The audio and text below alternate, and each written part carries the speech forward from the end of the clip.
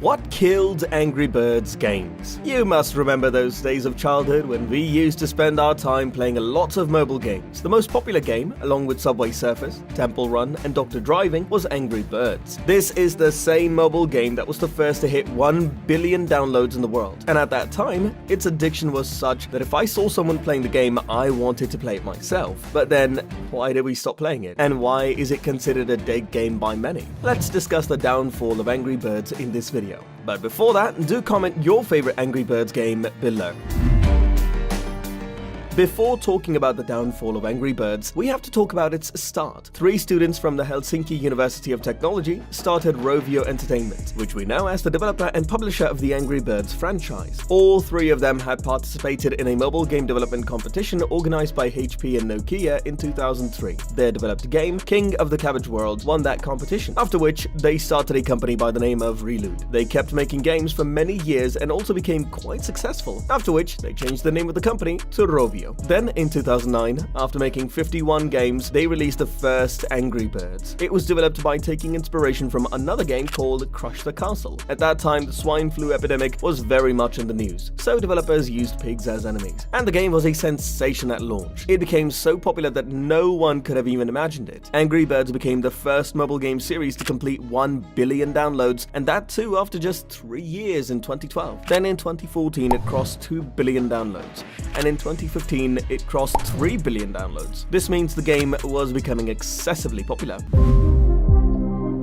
Meanwhile, Rovio also changed its name to Rovio Entertainment because it had become an entertainment company by now. This means they were making games like Angry Birds, Space, Rio, Seasons, Star Wars, and whatnot. In 2011, they started working on the Angry Birds movie, and then released animations the following year as well. They even started a channel by the name of Toons TV, which later got closed. The company was expanding Angry Birds very aggressively, which meant they were developing more and more games, but the main focus was to make a media franchise out of it, so its merchandise was released, like toys, comic books, and soft drinks. Yes, soft drinks.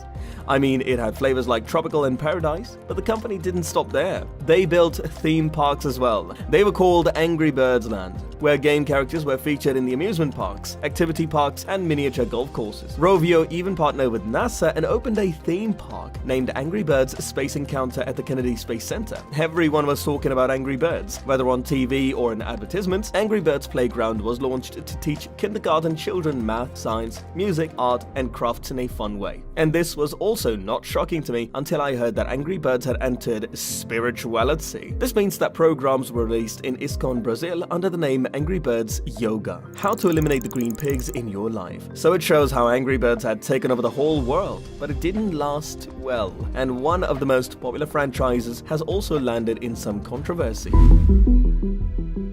In 2014, even though Angry Birds was ruling the hearts of people, it started to be known as the Leaky app. There were allegations against it that the game used to collect private data from its users, like the gender of the player, whether someone is married or not, and which political party they follow. The data might be for showing better ads, but along with it, this data goes to the USA's intelligence agency NSA and the UK's intelligence agency GCHQ. And it included personal data as well, as the location of the user, which was very dangerous. These claims were made by Edward Snowden, whom you might know for having exposed the US government and NSA. Rovio stated that no data from their end has gone to any intelligence agency. But yes, there is a definite possibility that the data might have been shared by the advertisers. After this, some hackers also tried to take revenge on Rovio. They hacked their website and named it Spying Birds instead of Angry Birds. Although this was a huge controversy, it might not have made a difference in the game's popularity. Then what happened that the game has become dead as of today's date? Well, Rovio did anything and everything to try to milk Angry Birds. The spin-off games that came out in the beginning did well, like Angry Birds Space and Angry Birds Rio. But then they started making games that were not related to Angry Birds at all. I mean, Angry Birds Epic, which is a turn-based RPG game, and Angry Birds Go, where, forget slinging, you're actually racing. Yes, it was fun to play with, and those 3D graphics were looking good too. But it didn't attract many fans because they still prefer the original Angry Birds. The company had to face some losses due to the new games being less popular. Rovio said that their net profit has halved, due to which they had to lay off 110 of their employees. And to compensate for this, Angry Birds 2 was launched. Although 10 games had already come out before that, it featured similar gameplay with some new mechanics. Fans liked these new additions, so it was a good opportunity to revive the series. But Rovio's misjudgment was still not over. Though Rovio Entertainment created one of the most famous mobile games, they could not replicate this success with other games. That's why they were heavily dependent on the Angry Birds brand. They updated old Angry Birds games regularly and also tried developing new types of games. Angry Birds Pop, which was a bubble shooter-like game, and Angry Birds Blast, which was like Candy Crush. So yes, there was a huge lack of creativity. And on top of that, they removed their old games in 2019, specifically the ones released before 2014, which fans used to play the most. At that time, the company refused to give any reason, but basically they wanted to focus on their new games. The problem with this thought process was that fans did not like their new games as much as they used to like the old ones, and their new games didn't even have any unique elements. They were just like other popular games with an Angry Birds skin. People neither wanted to play the new games nor could play the old ones. Hence, the popularity of Angry Birds went down a lot.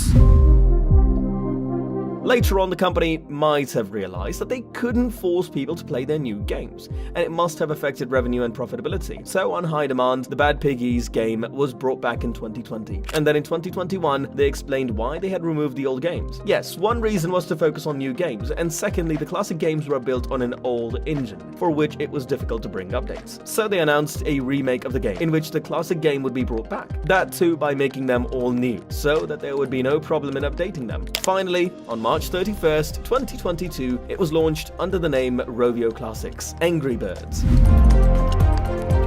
Another problem with the company is excessive greed. A company's main aim is to generate returns for its shareholders, but at what expense? Rovio Classics: Angry Birds, which was re-released in 2022, was removed again in less than a year. Why, you might ask? Because this is a paid game. Players can just pay a small price upfront and enjoy the game for life, which started to affect their other freemium games. So they chose microtransactions as their primary business strategy and removed the game from the Google Play Store in February 2023, and additionally renamed it to Red's First Flight in the iOS App Store. This is a part of an experiment, where the main goal is that the game shouldn't come up whenever someone searches for Angry Birds. That's why they try both things, removing the game from the Google Play Store and renaming it on the iOS App Store. Whichever strategy works better will be implemented on the other platform as well. Community manager Sean Buckaloo stated, "The main focus of the company needs to be looking forward, into the future and at our live games. That's what's needed for the business. That doesn't mean we don't want to bring back some of these classics, nostalgic experiences, but we have to be more creative and figure out solutions where we can do that without harming the live games and the main source of our business."